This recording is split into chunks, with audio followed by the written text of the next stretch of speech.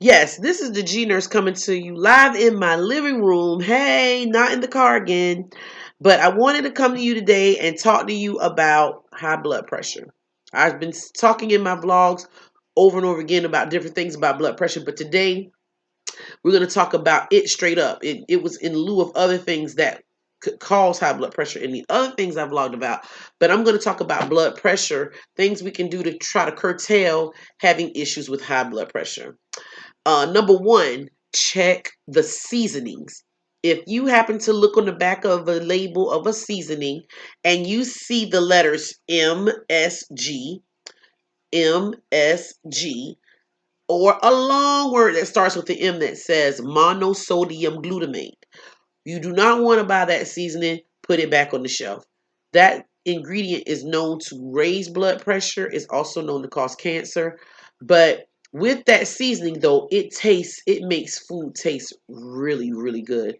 It also is used as a preservative for the shelves, so for shelf life in the stores. So if it's doing that, then you know it may not be that good for you.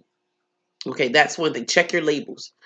Number two, garlic. Garlic is an important ingredient.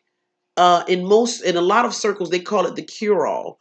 But with garlic, you can get it in a powder form. You can get it in a peel form. You can get it in the raw form, which is the actual like pluck it from the plant itself and use it. Um, I suggest the raw form, pluck it from the plant and use it. But if you don't have the time to get the fresh garlic and then put it in water with lemon to cut the smell and to help with the smell coming through your pores, because the lemon will help cut the smell for that. If you don't have time to do that and drink it in like a water infusion, then that's fine. You don't have to do that.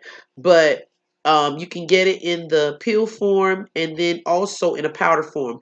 When you get it in a powder form, it's great to cook with foods, to season your foods, different foods that you may eat is good for that.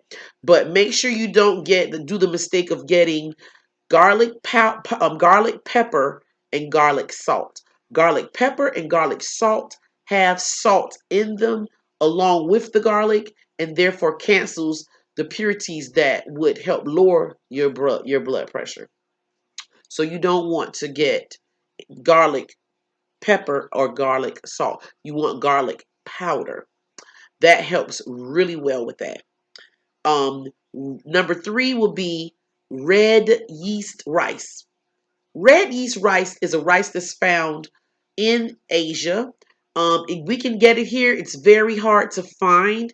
A lot of times when you find the red yeast rice, it's very expensive because red yeast rice has the same ingredient in it as the cholesterol pills do. It's called monocolin K. Monocolin K. It is an ingredient that's found in the red yeast rice that is also found in cholesterol pills, for example, lovastatin.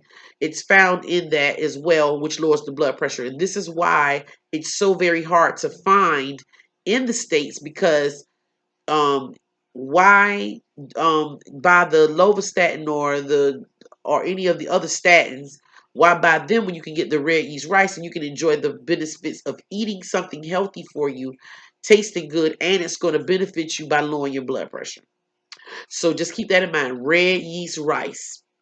And the next thing I want to talk about, because I'm going to go a little fast tonight because I wanted to get into my high blood pressure journey with weight loss and everything. Okay, so you have exercise.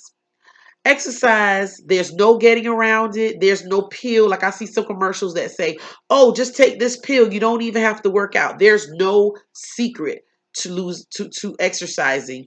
You just have to do it. You have to exercise. And shouts out to my personal trainer, Anthony Bryant. He's been very helpful with me on my journey. Um, I have lost 25 pounds since November.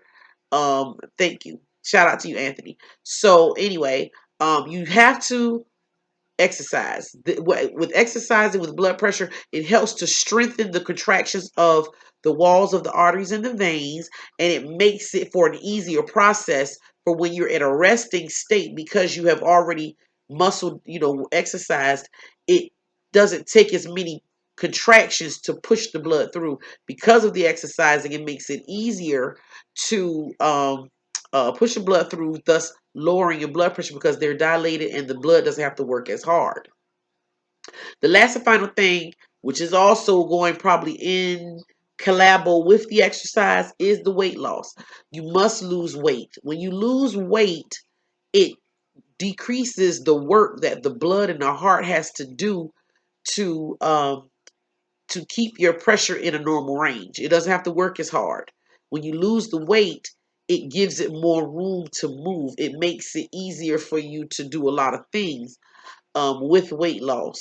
And also, when you lose the weight, because it's not working hard, it will drop your blood pressure. Hence the story that I wanted to tell you about tonight. I was on a blood medication, I mean, a blood pressure pill, and it was to lower my blood pressure because my nurse practitioner said that she felt that it would be more beneficial for me to have the blood pressure medication. But that was right at the point when I first started my weight loss journey. And so I've dropped 25 pounds since the time she prescribed it to me.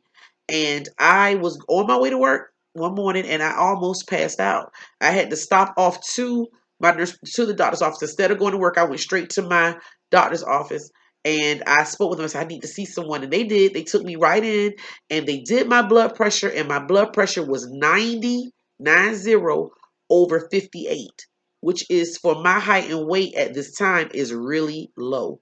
Especially when I'm averaging 120 over 70 or 150 over 80, stuff like that. And then here I go dropping to 90 over 58. So they took me off the medication for about a week, and then when they kept rechecking me, my blood pressure was stable. So they took me off the blood pressure medication, and now I'm blood pressure free. So yay! But in the process of my weight loss journey, I am trying to hit a mark because I have been approved for bariatric surgery as well, which is something that I will be doing. And I will be going to Tijuana, Mexico to have my bariatric surgery done. Um, there has been a lot of naysayers. I have done my research. I have been researching this for 4 years. And I just want you guys just to follow with me and go along with me on this journey that I'm having. There are some days where it's harder than others when you're trying to lose weight. When you see everybody eating that pizza, that mashed potatoes and gravy, the macaroni and cheese, the ham, the greens, the bread. Let's not forget the bread with the butter, especially when you go to Longhorns and they have that bread with that butter is just like, oh, cheeses and all of those things. It has been a journey for me to change my way of eating and my during my weight loss journey. But like I said, from November to now, I have lost 25 pounds. I haven't weighed myself recently to find out. But yes, I will be going, and also I will be vlogging my whole entire trip from start to finish when I go to get my weight loss surgery done.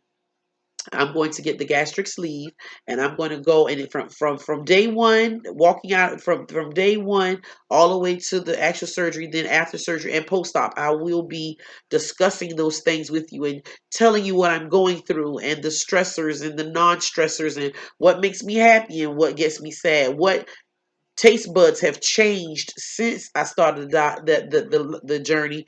What taste buds didn't change.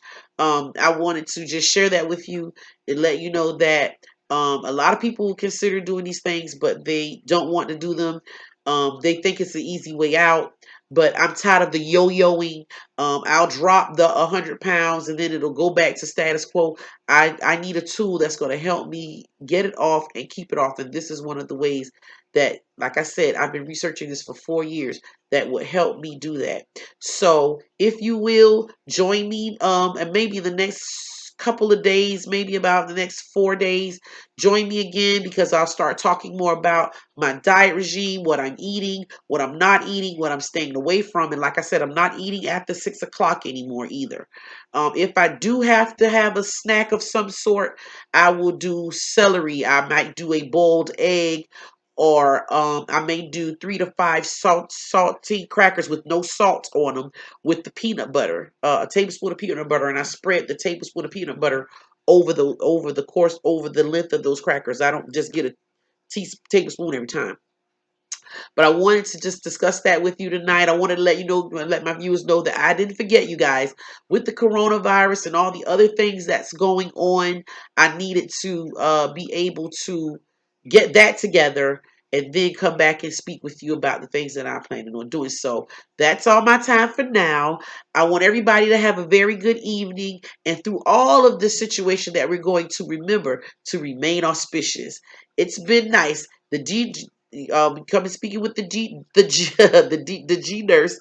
So signing out for now. Bye.